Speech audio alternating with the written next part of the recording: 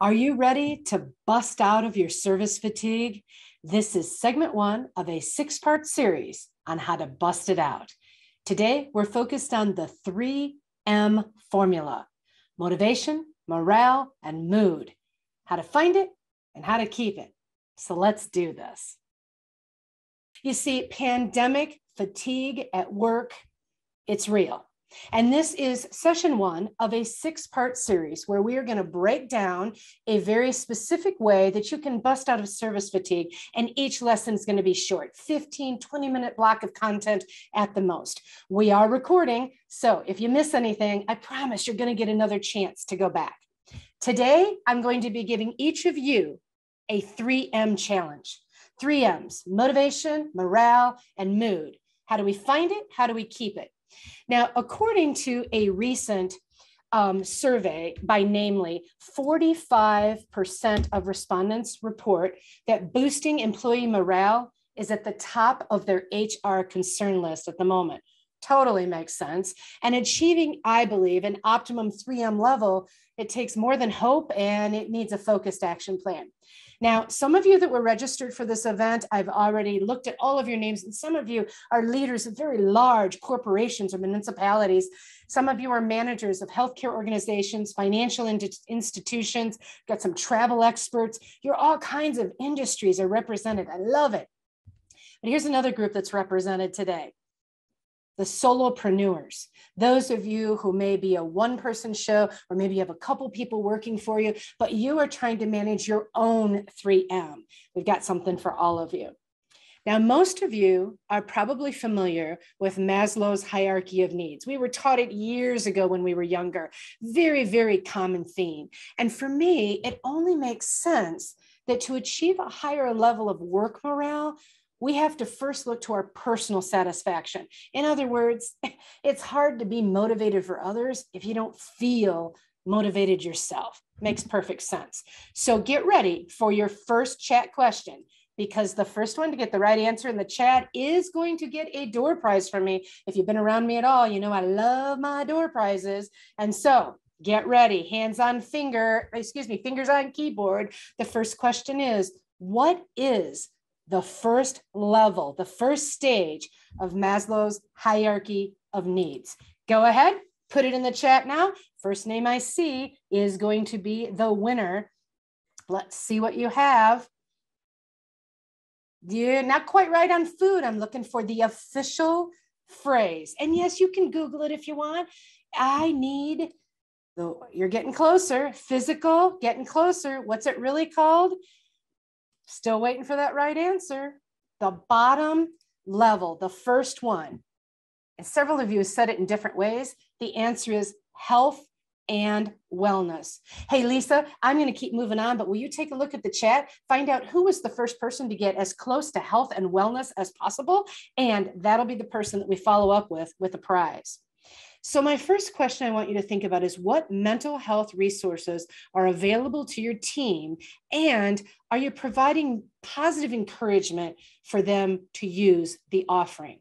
Solo peeps, solopreneurs on the line, I encourage you to take time out and plan your own fringe benefit package as if you employed 1,000 people, because sometimes we don't take care of ourselves as we would if 1,000 people work for us. With so many free resources available, you can find meditation apps, local yoga classes, nutrition coaching, or any other self-development offering that appeals to you. Here's why I'm jazzed about this personally this year. I have a father-in-law who is in his 90s, and he believes that movement is the key to longevity. He is so committed to movement that every day he goes across the street from his home to his wellness center, and he walks 4 laps in the morning and goes back over in the afternoon and does 4 more laps. He walks 1 mile a day, and he is in his early 90s. And one day I said to him, you know what, Dave? If you can do it, I can do it. See, I haven't put enough movement in my life in years. I always have all kinds of excuses. Maybe some of you do too. And I just adopted that motto this year. If Dave can do it, I can do it. And do you know there's been a domino effect for me, aside from stuttering apparently. I've had a domino effect. And it is that I have made a commitment that I'm saying it publicly right now and recording it, Every day of this year, I will move for 30 minutes, no matter what. And I've been able to do it so far. Now, I know it's at the time of this recording, it's only early January, but I haven't missed it yet. And that meant yesterday when I was in a very small airport somewhere and I knew that I wouldn't be home until real late at night, I realized, how am I going to get in my 30 minutes? And I parked my suitcase at a place where I could see it. And for 30 minutes, I power walked around the square of a gate in the airport that wasn't being used. People looked at me like I was weird, but I didn't care. I got the movement in place. This didn't cost me anything, but it did require a decision. It required me saying, this is what I'm going to do, and nothing is going to stop me from doing this. You should see some of the things I did in January to make sure I got my 30 minutes of movement. If Dave can do it, you can do it. Now, movement may not be your thing. What else do you have going on? Well, let's switch it back to work for just a second. You need, and by the way, if you think of questions that you have for me, please feel free to put it in the question category, and I will swing over and look at that in just a second. Right now, I'm following my bullet notes, so I stay on track. But if you want to send me a question, please do that. And after each segment, I'll take a quick look there and make sure that I'm answering your questions. So glad that I remembered to say that to you. Okay, so here is what I'm calling rapid fire ideas for boosting your 3M at work. Ready? The first one is 1 day a week where there are no meetings allowed to be scheduled unless it has to do with your customers, members, guests. 1 day a week. Put it right in the middle of the week. Wednesday is a sacred day, and that's when we pound out the work. You will see the morale and the motivation and the energy go up when you have a focused time. What about the flexibility to work a schedule differently when it's allowed? So in other words, instead of the traditional 8 to 5 day, could it be adjusted to 12 to 8? If you have staff who are not customer facing, maybe they can achieve that exact same level of productivity behind the scenes outside of the regular work hours, and it benefits them in all kinds of personal ways. What about our personal comfort? Can you update chairs, install standing desks? Is there room for workout equipment, even if it's just a treadmill? Depending on the size of your company, the ideas are endless for wellness circles and camaraderie around taking care of health as individuals and supporting each other. Not only our physical health, but our mental health. It is critical right now. And finally, and I hope everybody will consider this, choose words carefully. Choose your words, managers and leaders. Be supportive, empathetic, and calm, even when a situation is dicey. Everything begins with our personal health and wellness. Very important. I'm going to swing over and take, this is great. Lauren Harris, thank you very much. She says that they call them meatless Mondays. I am totally stealing that. Next week, that'll be my idea. I love it. Meat spelled M-E-E-T. I think that is fantastic. And let me make sure if I have any Q&As, I do not, but I do have a house full of people. I'm so glad to have you guys here. If you want to give me a question, put it into the Q&A, which is different than the chat. And I think we're all good. All right. Next up, get your fingers ready. I think you could already assume what I was going to ask you next.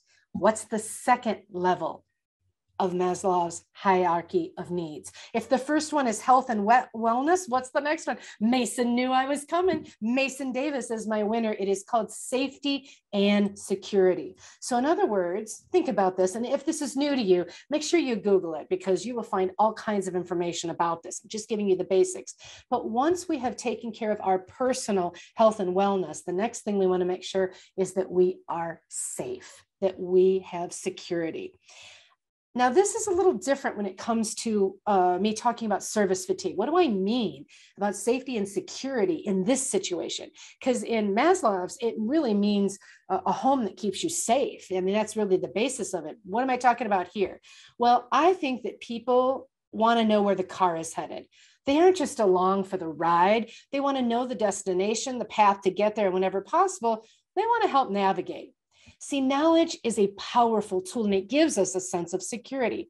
I have met so many leaders over my 26 years as a professional speaker and trainer, so many leaders who choose to keep their maps confidential from the team.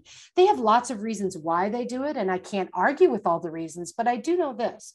Those who keep all the information so tight to the breast that they don't let anybody in, I find that there is an uncertainty, a feeling of what's the word I'm looking for? A questioning, where are we going with this? People start thinking, should I look for another job? Will I come to work and be told I'm done? How am I going to pay my bills? What will happen to my family? All of a sudden, zing, their mind is way out here. And of course, their morale and their motivation tanks. What would I suggest you do here is deliver the most consistent communication that you can. Give as much information as you possibly can. Am I saying share everything? Of course not. There's a time and place for all information, but really be thinking how you can help. In my 18 years at a particular eye care facility, when I first started out, I was in the back seat and I just simply did what I was told happily. But as my career advanced, so did my seat in the car. And eventually I was co-pilot who not only was exposed to things long before the rest of the team, sometimes I was involved in making the decision of what was going to happen next. And with that came motivation and empowerment and a feeling of security. But the more that we can pass that to the people who are with us in the car, the better. So you ready for some rapid fire ideas? Here we go. A digital community board for daily updates that everyone should know about. A weekly Ask Me Anything session with leadership to be transparent and casual. Be a leader that can be approachable. Even if you say, hey, I don't know exactly what we're doing, but here's what we're thinking about, as often as you possibly can. And working with virus fears, is there an update on cleaning processes that you're doing or safety concerns with your office building? Communicate what you're doing and don't assume that people already know it. Incredibly important. I'm going to glance over and see if we have any questions in section number 2. Looks like we're doing good. I can hear how fast I'm talking. I hope it's not too fast for you, but I love to keep things moving. So let's recap where we've been so far. At the very base is my health and wellness. I got to take care of me before I can take care of others. And then how am I specifically expressing the way I'm taking care of you as an employee or even as a colleague? Our next level up was safety and security. And I think in the workplace that often comes in the form of communication. And now we're at our third level. Get ready for my third and final door prize today. What's the third level of the hierarchy? And let's see who came in. And it is love, feeling loved and belonging. And you knew it was coming, Jeffrey Hammond. Love and belonging is absolutely right. You are my third prize winner. And by the way, before I forget, we have your email addresses. So Lisa knows who the 3 winners are. And I'll be in touch with you privately after the show to tell you what you have won. But in the meantime, let's talk about this. Humans crave physical proximity to each other. Even you introverts, you have your own way of craving proximity to other people. And I think that's been one of our hardest parts in the last 2 years, especially if you were a people person that was taken away from you and your circle became very, very narrow. So it is important that we think about how to build back up the sense of community, not only in your home or in your family, extended family, but especially in our workplace family. I travel for a living and watching people is my hobby. And it is amazing to me how mad trickles over. Especially in the airport, you'll watch people screaming at the gate agent as if she could control the blizzard that's coming into O'Hare. I've never understood that. And what's hard is after that ugly person moves away and the next one steps up, they are then facing really the overflow of the emotion that happened with the previous person. I watch it again and again. And I think how we could stop this if everybody was kind at the same time.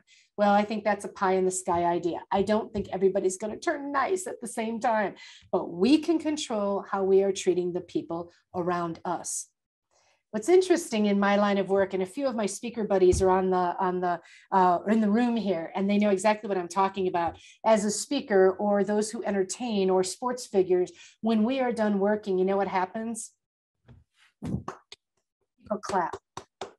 That's one of the things we hate about virtual. I have no idea who's going to be clapping when I'm done. But if we were there live, a few of you would clap when I'm done working. One time my husband said to me, who is a retired lawyer, he said to me, you know what, honey, no matter how good a work I do, there is no applause at the end of my job. And as I look at those of you who were registered to come to this, I thought about you in your jobs. And I thought, it's absolutely true. Most of you are not getting applause. We have to figure out how to applaud ourselves and also applaud our coworkers. So here is your next set of rapid fire ideas. Recognition programs for positive actions towards customers and coworkers. Where are your celebration moments? Have they disappeared or can you bring them back? Whether that be birthdays, Friday potlucks, Jeans Day, or volunteer outings that you do together, camaraderie builds energy and motivation. What about creating a social Slack channel where pictures of pets and family and funny team moments can be shared? Imagine for a moment, instead of being together for 15 minutes today, we were all gathered for 2 hours. If we were doing that, we would be bringing on your faces. We would see each other. I would ask you to post pictures of your beloved pets. And together we would have energy in the sharing of camaraderie. When we are isolated from our coworkers and maybe even from our extended families, it's hard to feel the power of the 3M. So I want you to look for all the ways that we can feel connected, even when we're not in the same room. Now, by the time we meet these first 3 levels, we are able to build confidence and boost up our self-esteem will begin to come easier. Collectively, we will all feel better about work and maybe even around the world around us. Now, this last suggestion that I have, not all of you are going to agree with it, but it is my personal secret to feeling as motivated as I'm acting like I am. In other words, this isn't an act. I am truly feeling this right now.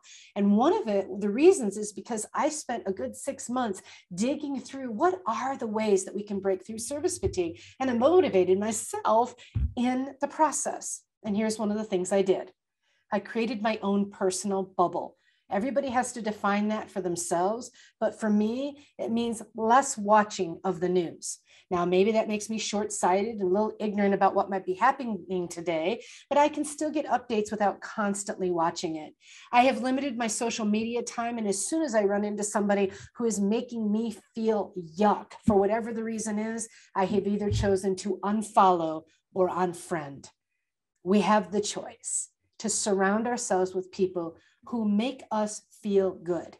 And by creating my bubble differently, I feel better. I want you to think about what your personal bubble looks like.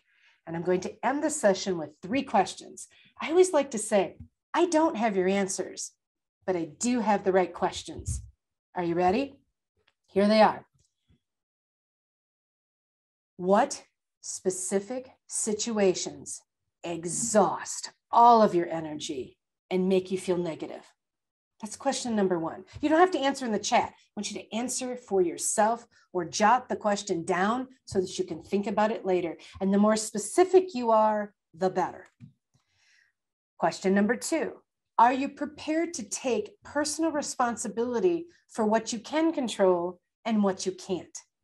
A lot of you on the line are working for other people, and there are some parts of your job that are going to fatigue you, and you have no choice but to do them. You have to carry out the task.